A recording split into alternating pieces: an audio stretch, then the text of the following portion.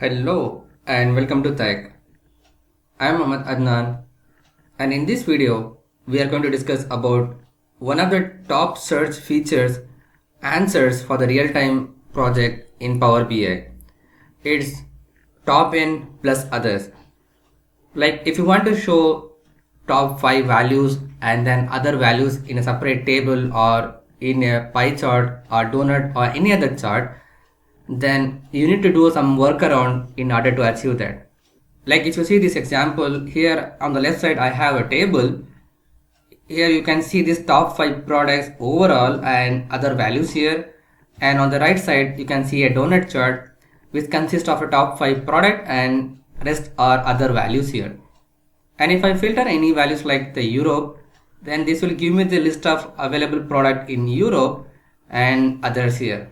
And for North America, this is how it will look like, and for Pacific, this is how it will look like. So this is great, right? So we'll dig into this how it can be done. So before to that, if you are new to this channel or if you haven't subscribed yet, just click on the subscribe button and also press the bell icon to get the latest notifications. Now let's get started. So moving on to this one, a table, I just created a measure. So let me open that measure, top n plus others. So if you look at this one, this is the measure.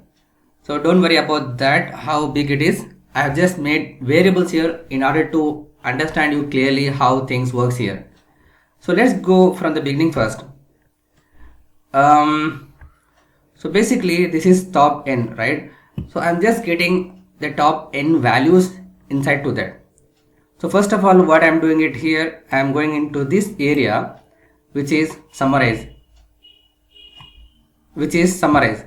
So what I have sent here, get the summarize table by English product name and sales amount. So I'm using the summarize DAX in which I'm removing all the filters from the English product name, and if I just open up this summarize one, it asks us to mention the table name and then the group by column name and our custom column name. So in that, the table which I am going to pass here is all dim product with English name. So it will just give me the list of available products in this column of this table, and it will convert this as a table. And from that, I will just take the column name as English product name, and the custom column which I want to summarize is sum of sales amount. So basically what this will give me the result is actually, so let's go to this DAX Studio. So going on to this one and external tools and DAX Studio.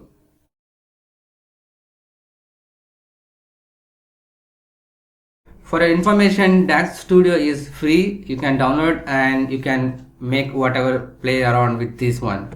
So if I use evaluate for DAX Studio, I need to use this, and then if I run this one, so make sure I use the clear cache and run, and if I run this one, this gives me list of available product and the sales amount here. If I just scroll down, yeah, it is giving me the sales amount here. The reason of blank for these things is the product is there, but there is no sales for those products. So that is the reason. Okay, so after that, what I'm doing it now is using the top 5 DAX function.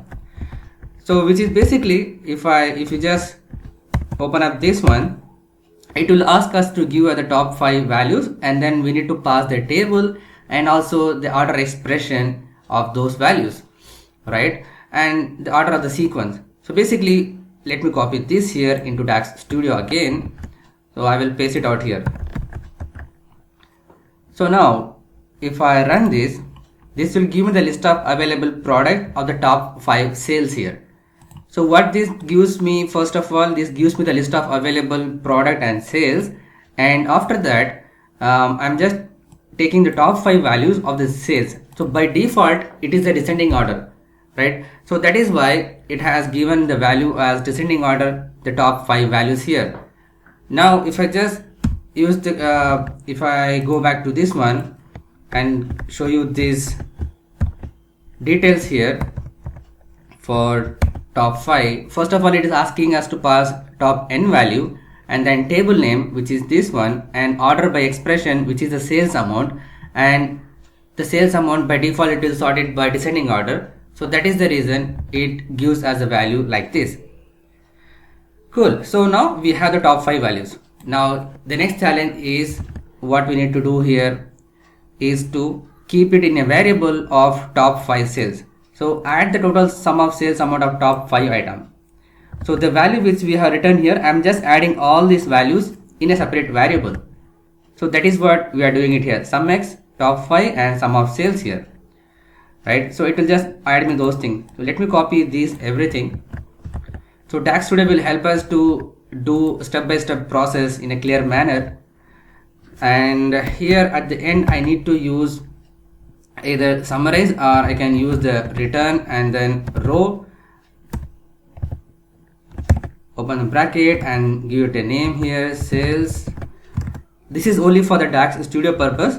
I'm just passing it here because DAX Studio we are not able to pass return a single variable value. It has to be a table. So I just using this one. If I run this one, this gives me the list of values with the top 5 sales. So this is the cumulative value of the top 5 sales here. So if I zoom this one, yeah, this is the value of the top 5 sales. Okay. So now the next thing is I need to take the minimum value from the top 5 sales. So basically if I just hide this and if I run this one alone, top 5, in the top 5 value the least amount is this one. So this will take this in a separate variable. So I'm taking this as a top 1 value, the least value from the top 5. Okay. So finally what I'm taking is total sales. So total sales is nothing but I am just removing everything, whatever the filter is being applied to this one in dim product, especially because we are just working on the dim product size, right? So that is why I'm just removing everything from the dim product and taking the sales amount. So this will actually give me the value of total sales inside to that, irrespective of any product. At the end I'm just using the sales of others.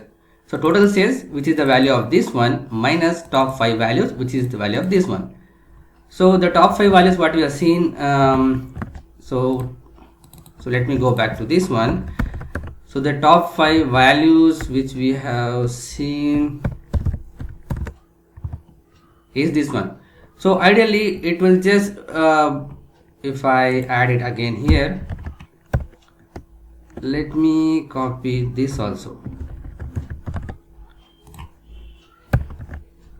Okay, the total sales, if I just use total sales and use this, so this gives me 2 values, right? One is the top 5 values and this is the total sales value. So at the next system what I'm doing is I'm just subtracting this minus this. So that is what here it does. So which gives me the value of sales others. Okay. So next value what I'm going to do here is current product. So get the current product name by each row. So to understand that I'm just using the selected value of the dim product English name. So basically if I go back here to this table for an example, I just added here the English product name and then this measure which I'm going to create here. So that is what I'm actually taking it here, selected value. For each cell it will consider the name of the product here. So that is called current product. Okay, so now again the filter value. So we need to keep only the top 5 values and rest everything has to show it in others, right? So in that case I'm declaring a if condition here. If the sales amount of that particular product is less than the top 1 value, which we have seen like 1,29,000 something else, right? So if it is less than that value, then it has to be blank. If it is not, if it is more than that, then it has to show the actual sales amount. And that is the reason it is showing up me here only the value which is more than to that the least amount value here. So if I remove this filtration here, so the least amount what we have here is the 1.2 million. So if the value is less than to that, then it will show as blank, and if it is more than that, then it will show those values here. So that is the reason we are getting only those items which is more than to this number, and then everything is blank. Now again I am doing one more thing here, the result. So if the current product is equal to others, right? Then it has to show me the sales of others plus 0. I'm just returning a 0 just to make, if there is nothing value, then it has to show at least 0 value to that. If it is not, then it can give me this filter value here. And then finally I'm returning this value here so that it can accumulate everything which is less than to this 1.2 million. Everything has to be accumulated into others product here. Now you may wonder about where this product came from, right? Yeah, this is here the checkpoint here. As we are just mainly focusing on the top 5 product, so what I have done here at the back end, if I go to this Power Query,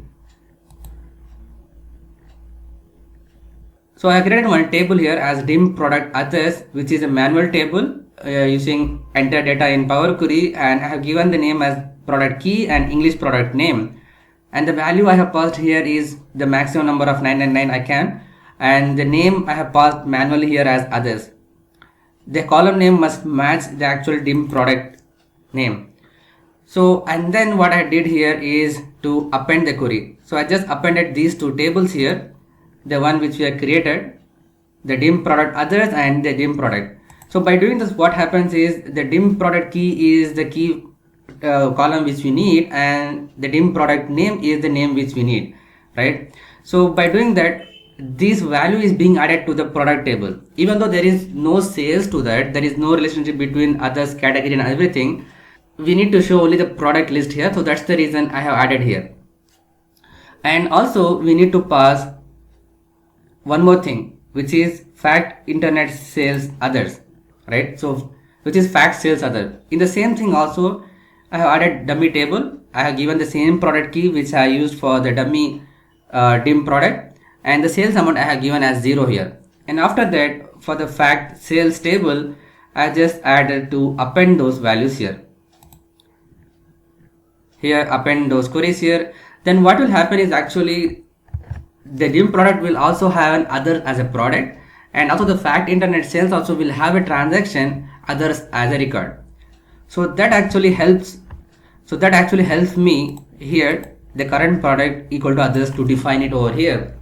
If it can be done in your backend source, you can do that. If it is not, then it is good to do it in the Power Query itself. So that is what I have done here actually. That is actually the trick which I have done here. So by doing that, we can able to show others, the total others value in this other product, and rest of the everything we can show the top 5 values in the filter value here. So ideally, others is also a product I just added as an item inside to the table. So that is the reason I am able to show up those values here. And the same thing if I use it in a donut chart as English product name and to top and others name, so it will just give me the list of those values here. And if I convert this into a regular column chart, then also it just gives me those values here. This is cool, right? If you have any other idea or if you have any other topic, but I have seen in the internet that we can do those things as a separate static column, but we can't able to change those values dynamically. And also I have seen that we can just group those things as others separate and top 5 products separate, which is also not usable in the chart here actually. It can be done in the table, but it cannot be done in the chart. So this is an alternative way so that we can use it in the chart also. So let me know your feedback and comments in the comment section below. If you like this video, just click on the big thumbs up button. If you are new to this channel or if you haven't subscribed yet, just click on the subscribe button and also press the bell icon to get the latest notifications. But make sure you turn on the notification on your devices. Share it with your friends and colleagues. If you have any queries and feedback, just post it on the comment section below. Thanks for watching. Keep learning. See you in the next video.